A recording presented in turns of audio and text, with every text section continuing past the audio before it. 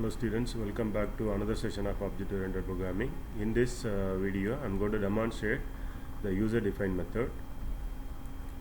For that, I already have created the project, which is having by default class, that is the project name user method here. So I am going to introduce our user method here. For our user method, I will decide to have some symbol operation, maybe arithmetic operation I can decide. So I'm having a method like maybe I say sum. I'll pass the value. For example, I will say integer a, integer b. Two variable I am passing as an argument. So our modifier is a public here, and I'm not returning any value in this method.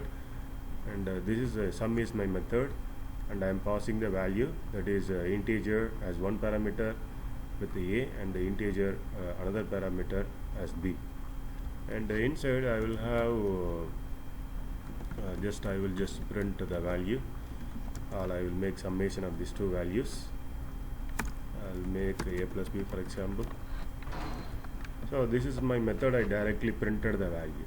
Okay, so how do this method accessed in the main method? I will just create an object for this class.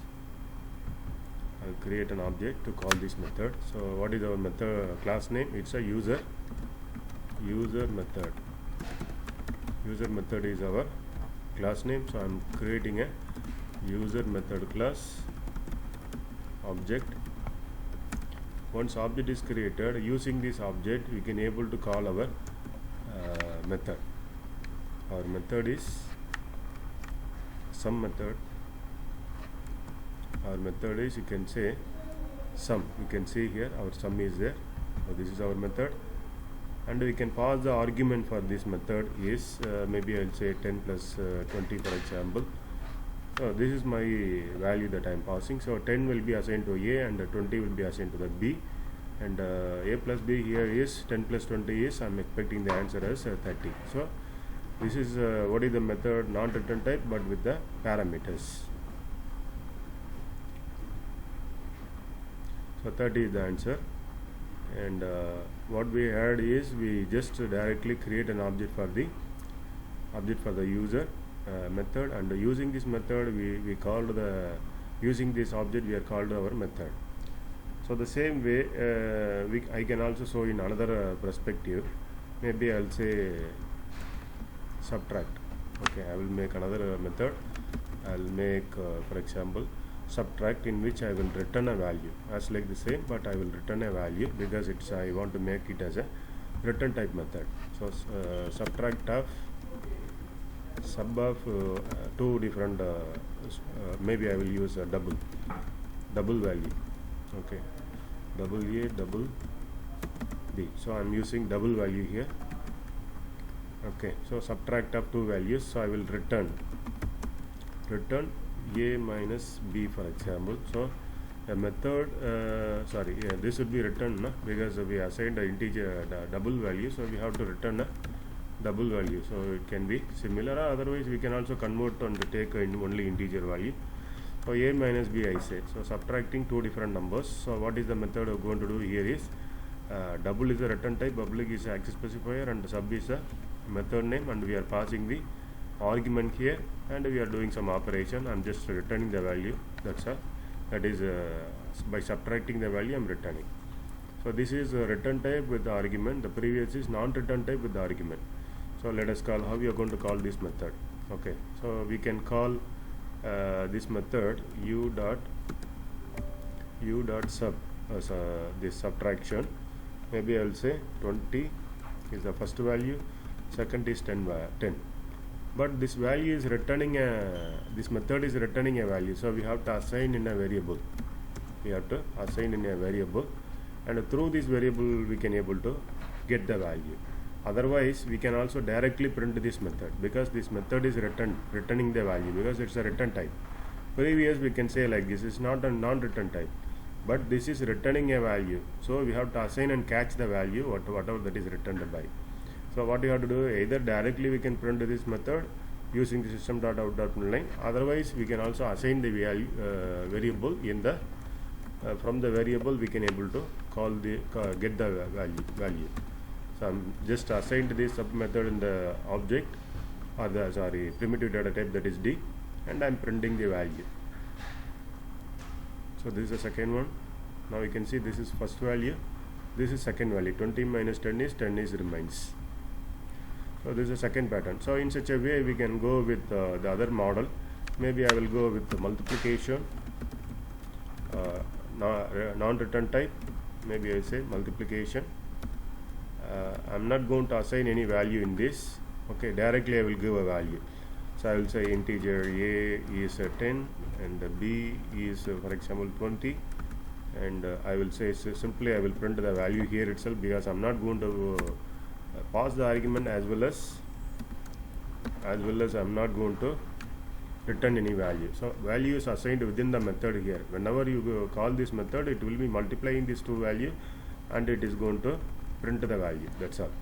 So multiply, the value cannot be changed during the runtime or in the other classes.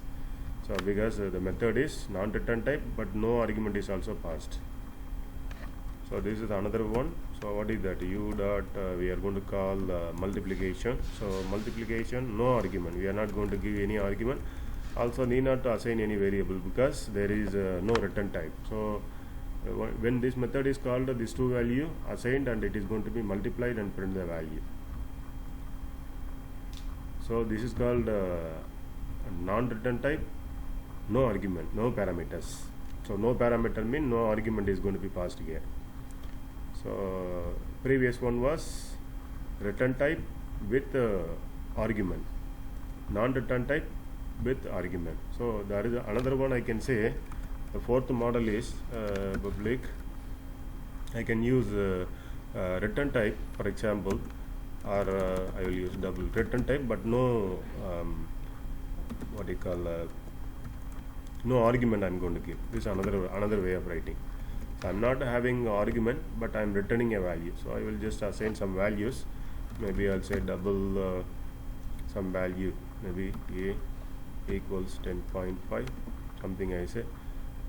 B equals something 20.5 something, and now I will just print the value of this dividing this number. I'll say for example B divided by A. Okay, this value is going to be printed here. Sorry, need not to print the value, since it is double value. I will just return, need not to print it here. This is a return type, so I will just return it. So in the receiving side we are going to receive it. Okay, since it is a return type, I will just return the value, and after that in the main method we can invoke and assign the value in this. Okay, I will just call this method, for example, so u dot div. Okay, I'm not going to pass any argument here, but this method will return a value, so I will hold on the variable. For example, I will say div equal to, okay, here you can also, if you are having doubt, we can also change it to any other variable. Maybe I will say A, and we can print this value. I will use system.out.println here, and I will take this variable to print the value. So this is return type but no argument. So these are the four ways to write method. Okay, so we can have no return type but argument, return type argument, no return type no argument, return type no argument. These are the four classification of method, but all we are access through the object. The class object is created through the object we are called. There is another way of calling method. I will make another method, that is a static method. For example, I will create public static void, for example display. Say display is my method which is going to print the value. For example, system.out.println is going to print, for example, hello. You can do any operation, just I am printing hello. But this method is non-return type. The same way we can have return type, non-return type, we can have argument, no argument. But one thing is, the method is a static method. Static method in a sense, you need not to create an object for this class. and you can directly call it in the main method. For example, I'm going to call display, so it will be called without creating an object. Let's execute. The hello will be printed. Hello is printed here because it is a static method. For static method, we need not to create an object. You can remember in the previous class we have seen math class object we called through math dot all our method. The same way we can also use, if there are different classes, we are in the same class, so we need not to give here. So the main method is within the same class. If it is in different class, we can also use method name class name dot the method. This also is correct if you are in different classes, but we are in the same class, so this is not required. Even though if you use this class name dot the method, it's also will work. Since we are in the same class, main method in the same class, so this is not required. We can directly mention the method name. So these are all the perspectives of working with the user defined method. Thank you very much for watching this video.